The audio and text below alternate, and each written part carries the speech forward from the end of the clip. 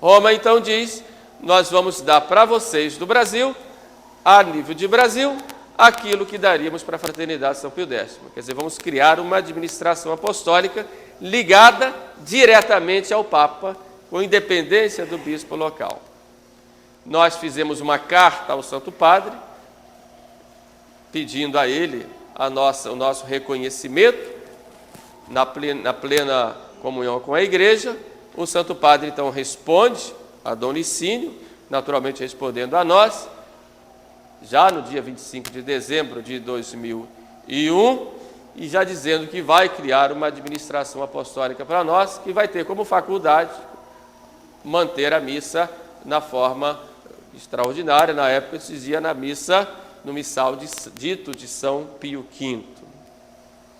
E foi o que ocorreu em 2002, no 18 de janeiro. Durante esse tempo, houve muitas conversações, foram consultados o Dom Werner, porque nós estamos aqui. A ideia era fazer uma administração apostólica tendo Campos e Nova Iguaçu, por isso Dom Werner teve um papel importante na época, foi consultado, estivemos participando, inclusive, desse momento, de modo bem direto. Também foi consultado o Dom Roberto Guimarães, de Campos, porque a administração apostólica seria lá, e um grande articulador dessas consultas, para que a coisa surgisse, e foi surgido no sigilo, porque a Igreja age assim, para evitar que o inimigo trabalhe contra, e articulou tudo isso Dom Eugênio Salles, que era o cardeal, o arcebispo emérito do Rio de Janeiro. Em 18 de janeiro de 2002, nós então estivemos lá com Dom Werner, nossa paróquia compareceu, graças a Deus, em Campos, onde o cardeal Castrilhon, mandado pelo Santo Padre, erigiu canonicamente a nossa querida administração apostólica, na presença do clero diocesano de Campos e do presbitério do clero da nova circunscrição que surgia ali, que éramos nós.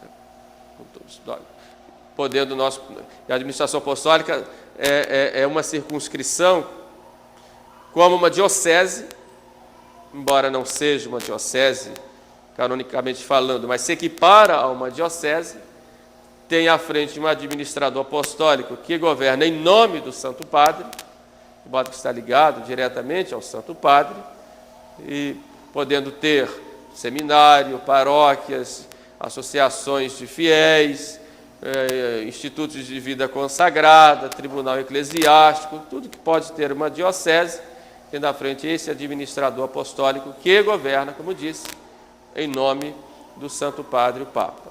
Primeiro, então, foi Dom Licínio.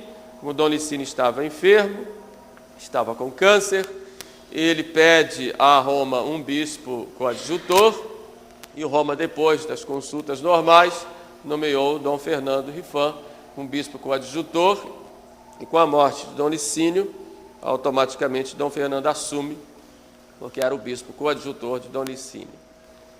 Eis o que foi, em poucas palavras, a criação da administração apostólica. Havia necessidade disso. Nós sempre fomos católicos, nunca quisemos deixar a Igreja. Houve momentos muito difíceis para nós conservarmos a missa na forma tradicional. Houve muitas críticas, houve muitas dificuldades, houve muitas perseguições, muitas calúnias até, com relação a nós e com relação à missa. Mas nós sempre nos consideramos católicos. Aqui em Nova Iguaçu, por exemplo, fomos muitas vezes taxados de seita, de que éramos membros de uma igreja brasileira e que os sacramentos não valiam, isso era coisa de louco, e de que nós éramos herança de um louco que tinha se revoltado contra o bispo, e foi um tempo assim. Como diz o Papa Bento XVI, quem aderia à missa tradicional era tratado como um leproso. Mas qual é a identidade própria da administração apostólica? Eu, nos momentos que tenho oportunidade de conversar com os colegas, e com vocês em particular, eu sempre insisto na importância e na necessidade de nós mantermos a nossa identidade dentro da igreja. Uma identidade própria da administração apostólica. E essa identidade, ela tem como centro a Santa Missa na forma tradicional. Essa é a nossa identidade. O amor à missa na forma tradicional. Não um amor à missa apenas por saudosismo, ou por motivos por saudosismo porque alguns lembram do tempo passado. Não, até porque a maioria viu nos tempos passados. Eu pelo menos não vi. Nasci em 64, 69, já tinha outra missa. Não me lembro. Os meus pais, sim, mas de modo que não seria saudosismo, né? Ou seria por motivos sentimentais, porque é mais bonita, porque me agrada. Realmente é mais bonita, pelo menos o gregoriano, os cânticos, e é agradável. Mas não é só por isso. É por outros motivos, né? E podemos assinalar alguns. O primeiro, porque a missa na forma extraordinária é uma missa que nos liga diretamente a toda a história da igreja. Cada gesto que o padre faz no altar, cada oração, ela tem uma história que foi sendo construída praticamente durante mais de 1000 anos. O corpo principal da missa tradicional é o tempo de São Gregório Magno. O corpo principal da missa tradicional ele foi recolhido por São Gregório Magno da tradição de Roma. E que depois começa a percorrer todo o Império dos Francos e vão sendo acrescentados novos gestos, outras orações próprias da tradição daqueles povos, também antiga. Depois volta a Roma, ali pelo ano 1100, 1200, e se torna, talvez mais um pouquinho, e se torna o missal próprio da Cúria Romana, e que é usado por São Pio V para codificar, e a mando do Concílio de Trento, se torna o missal oficial da Igreja Latina, da Igreja do Ocidente.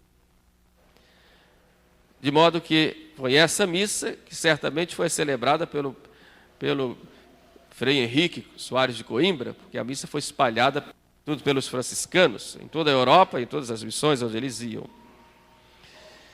De modo que a missa, na forma tradicional, ela nos une no tempo a praticamente todas as dioceses, ou quase todas as dioceses, da história do Ocidente da Igreja. Pelo menos grande parte, né? De modo que a gente está presente diante da missa tradicional, a gente está ligado liturgicamente e historicamente a toda essa história, né? Toda esse grande passado de glória da igreja, né? Esse é um motivo, né? O segundo motivo da missa na forma tradicional, e é o principal, é que ela é de tal forma, ela não é fruto de uma fabricação, ela é fruto de uma evolução histórica, né? Ela não foi fabricada, ela foi construída pela história. Evidentemente, o Espírito Santo foi construindo até chegar em São Pio V e depois com as pequenas reformas do Beato João XXIII. Mas o motivo principal não é esse, também, mas não é o principal. O principal é que a missa na forma extraordinária, na forma tradicional, ela deixa bem claros os dogmas principais relativos à Santa Missa e à Eucaristia. Ela é como uma grande caixa que guarda um imenso tesouro, né? E que protege esse tesouro com gestos, com orações, né? Com atitudes próprias do celebrante. E esse grande tesouro é guardado nessa grande caixa que foi sendo construída na história, que é a Santa Missa, o missal dito de São Pio V. Por isso, nós vemos, por exemplo, 3 pontos que são muito importantes. O primeiro, a missa é essencialmente um sacrifício. É o sacrifício do Calvário renovado no altar. Isso todo católico tem que ter bem claro. Eu não vou à missa para assistir um show. Eu não vou à missa para uma festa. Eu não vou à missa para um encontro entre irmãos. Eu vou à missa para participar do sacrifício de Cristo na cruz, tornado presente no altar. E a única diferença que há entre o sacrifício do Calvário e o sacrifício do altar é que lá houve derramamento de sangue, sacrifício cruento, aqui é incruento. Lá Cristo morreu realmente, aqui morre misticamente. Mas o sacrifício é o mesmo. Os gestos do sacerdote, o fato de termos um altar, mostra que nós temos aqui um sacrifício. Neste altar se imola um cordeiro, que é o Cordeiro de Deus que tira os pecados do mundo, que é Jesus Cristo. As orações de oferecimento, por exemplo, da hóstia no ofertório, as palavras, os gestos, o modo, tudo isso indica em todo o corpo da Santa Missa, de modo bem claro, que há aqui um sacrifício se realizando, no todo e em partes da Santa Missa. Esse é o primeiro ponto. Depois nós nos voltamos para a cruz, para nos lembrar de que ali está se realizando o sacrifício do Calvário. Um segundo ponto é que quem celebra a missa é o sacerdote.